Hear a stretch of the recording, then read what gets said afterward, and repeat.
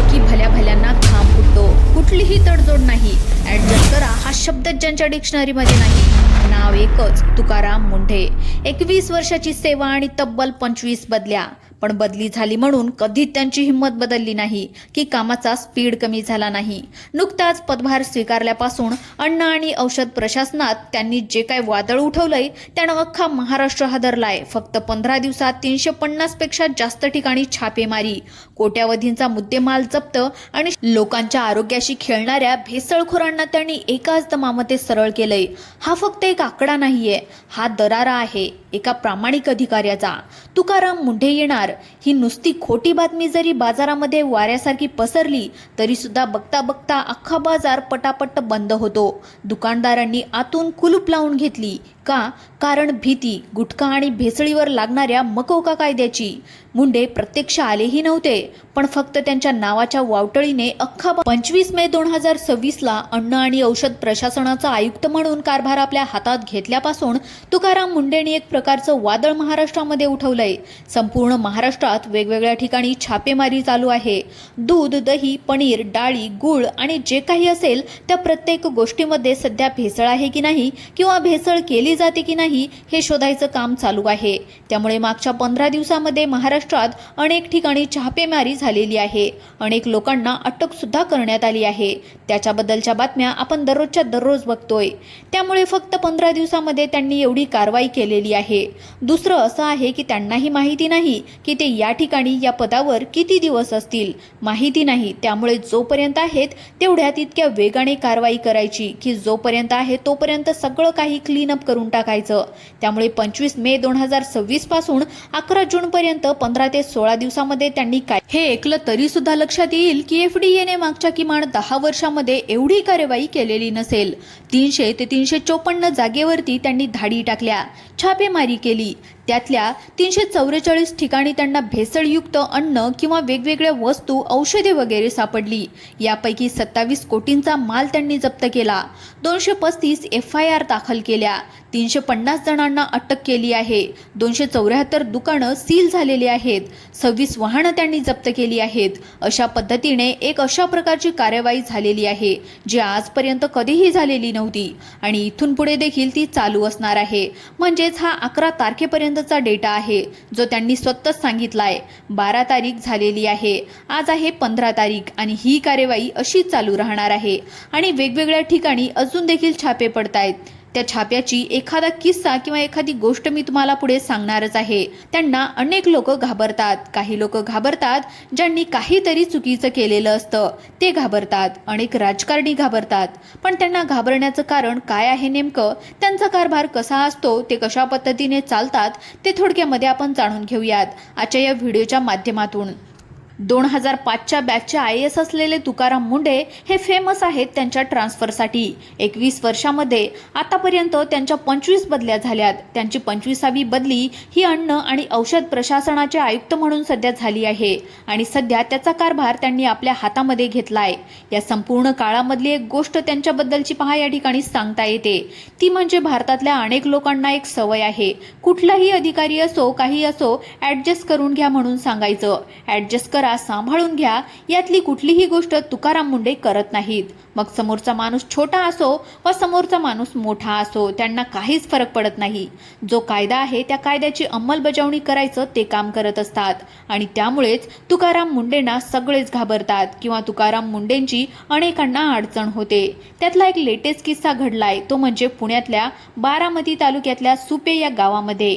आपल्याला माहिती आहे की सुप्याचा बाजार हा खूपच फेमस आहे आणि अनेक मोठा बाजार म्हणून याच्याकडे पाहिलं जातं.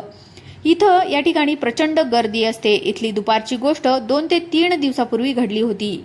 ती म्हणजे इथं काही अशा लोकांनी बातमी सांगितली की काही वेळाच्या नंतर या ठिकाणी तुकाराम मुंढे येत आहेत आणि त्यांनी FDAची टीम या ठिकाणी त्यांची कार्यवाही करणार आहे. आता मागच्या 15 दिवसामध्ये कारवाई वेगवेगळ्या शहरामध्ये सगळीकडे चालू आहेच. त्यामुळे ही बातमी अनेकांना वाटली की खरीच आहे. त्यामुळे पटापटा या बाजारामध्ये असलेली सगळी दुकानं, मग किराणा मालाची दुकानं, हॉटेल्स आणि इतर जे काही मेडिकल्स वगैरे असतील तर ते सगळे लोकांनी पटापटा बंद करून टाकले आणि सगळ्या लोकांनी आतल्या बाजूने कुलूप लावून घेतलं. कारण लोकांना असं वाटलं की जर तुकाराम मुंडेची स्वारी आलीच तर ती डायरेक्ट आपल्या दुकानावर यायला नको. मग या दुकानदारांना भीती कशाची वाटत होती? तर याचं एक महत्त्वाचं कारण आहे, कदाचित गुटख्याची भीती वाटत असेल. कारण आपल्या दुकानांमध्ये अनेक ठिकाणी गुटखा मिळतो हे आपल्याला देखील माहिती आहे. आता तर कुठलं काही भेसळ सापडेल न सापडेल, पण मुद्दा असा आहे की जर तुम्ही गुटखा ठेवत असाल, गुटखा स्टोअर करत असाल, विकत असाल, तयार करत असाल, काही करत असाल तर तुकाराम मुंडेंनी सांगितलंय त्यांच्यावर मकोका कायदा लावला जाईल. त्यामुळे या कायद्याची भीती असेल किंवा काही पण, तुकाराम मुंडे येणार हे नुसतं ऐकल्याच्या नंतर इतकी धांदल उडाली होती, पण प्रत्यक्षामध्ये सुप्यामध्ये तुकाराम मुंडे आलेच नाहीत. त्यांची कोणतीही FDAची कार्यवाही त्या ठिकाणी झाली नाही, पण तरी देखील त्यांच्या नावाचा दरारा काय आहे हे समजण्यासाठी हा किस्सा पुरेसा आहे. पण असा त्यांचा एकमेव किस्सा नाही, असे अनेक किस्से आहेत. त्यांच्याबरोबरच नाशिकमध्ये देखील एका प्रकारची अशीच घटना घडली होती. ती थोडक्यात सांगते पहा. तुकाराम मुंडे हे आपल्या कामाप्रती आणि कायद्याप्रती नेहमी तत्पर असतात.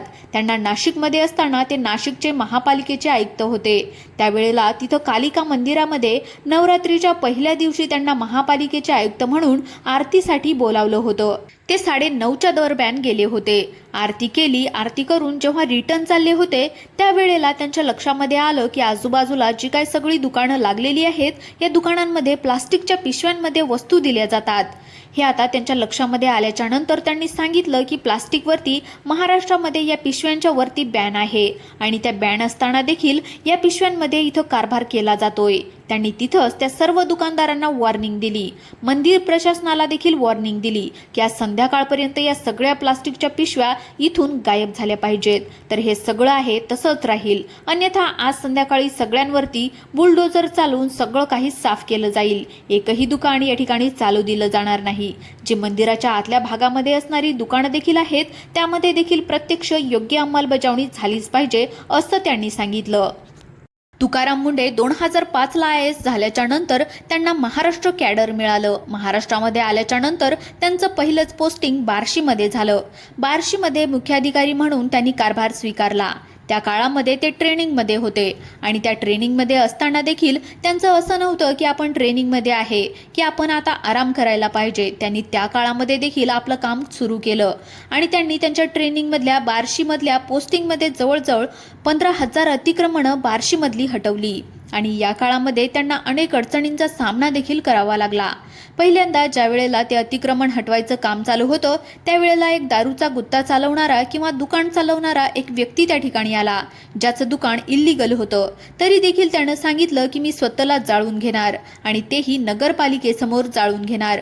आणि यासाठी त्यानं एक प्रकारे या ठिकाणी कुठल्याही अधिकाऱ्यासाठी अत्यंत भीतीदायक गोष्ट असते. जर अशा कुठल्या व्यक्तीने स्वतःला जाणून घेतलं तर त्याची मोठी बातमी होते. कदाचित त्या अधिकाऱ्याचं करिअर देखील संपू शकतं. पण तुकाराम मुंडे या गोष्टीला घाबरले नाही. त्यांना माहिती होतं जर या एका माणसाला आपण घाबरलो तर आपलं हे काम थांबवल तर पुढची जी काही सगळे डिमॉलिश आहेत किंवा जे काही अतिक्रमण हटवायची कामगिरी आहे तर ती सगळी ठप्प पडेल, रद्द होईल. म्हणून त्यांनी सांगितलं त्याला जर स्वतःला जाणून घ्यायचं असेल तर तो घेऊ दे. आणि त्याप्रमाणे तो माणूस आला. फक्त त्यांनी सांगितलं होतं की या माणसाचं पूर्णपणे व्हिडिओ शूटिंग करा. तो माणूस आला, त्याने स्वतःला जाळून घ्यायचं ठरवलं होतं, पण प्रत्यक्षात त्याची हिंमतच झाली नाही. तो स्वतःला जाळूनच घेऊ शकला नाही आणि हे झाल्या झाल्या तुकाराम मुंडेंनी पॅलेस टाकून त्याला अटक केली आणि कैद केलं. यानंतर एक गोष्ट लक्षात आली की जेव्हा तुम्ही तुमच्या निश्चयावर ठाम असता तेव्हा तुमची कामं बरोबर होतात. त्यामुळे तुकाराम मुंडेची ही कामाची पद्धत आहे. कुणाला तरी घाबरायचं आणि सगळं कामं बंद करायचं हे त्यांना अजिबात जमत नाही. त्यांची स्टाईल एकच आहे, जे कायद्यात बसतं तेच करतात आणि जे योग्य असतं तेही करतात. मग तिथं समोरचा माणूस कोणी सुद्धा असू दे याची फिकीर करत नाहीत आणि म्हणूनच त्यांना सगळेच लोक घाबरतात. आणि याच कारणामुळे राजकारणी देखील मग त्यांचा वापर करून घेतात. जे सरकार असेल त्या सरकारच्या विरोधी पक्षातले जे नेते असतील त्यांच्या जिल्ह्यामध्ये तुकाराम मुंडेची बदली करून टाकायची, म्हणजे तिथल्या नेत्यांना त्रास होईल, तिथल्या राजकारण्यांना त्रास होईल. मग यानंतर त्यांचं सरकार आलं की ते त्यांना इकडच्या नेत्यांच्या राज्यामध्ये किंवा जिल्ह्यामध्ये पोस्टिंग करतात, जेणेकरून त्यांना त्रास होईल. कारण तुकाराम मुंडे नियमामध्ये बसेल तेच करतात आणि म्हणून ते कुठलेही पक्ष असू दे, काही असू दे, त्यांचं कुठल्याही पक्षाबरोबर चांगलं रिलेशन, वाईट रिलेशन असं काहीच नाही. ते कुठल्याही पक्षाकडून गिफ्ट घेत नाहीत, कुठल्याही पक्षाकडून चांगली त्यांना अपेक्षा नाही, कुठल्या पदाची वगैरे. त्यामुळे ते त्यांचं काम करत राहतात आणि म्हणूनच अनेक लोक त्यांना ठरवतात. ही आहे तुकाराम मुंडेचे काही किस्से. आता सध्या तुकाराम मुंडेंनी मागच्या 25 दिवसामध्ये जे काही रान उठवलंय त्याच्याबद्दलची ही बातमी. हा व्हिडिओ तुम्हाला कसा वाटला ते आम्हाला कमेंटच्या माध्यमातून जरूर सांगा. व्हिडिओ आवडला असेल तर व्हिडिओला लाईक करा, चॅनलला सबस्क्राईब करा. पुन्हा भेटूया पुढच्या व्हिडिओमध्ये. तोपर्यंत धन्यवाद.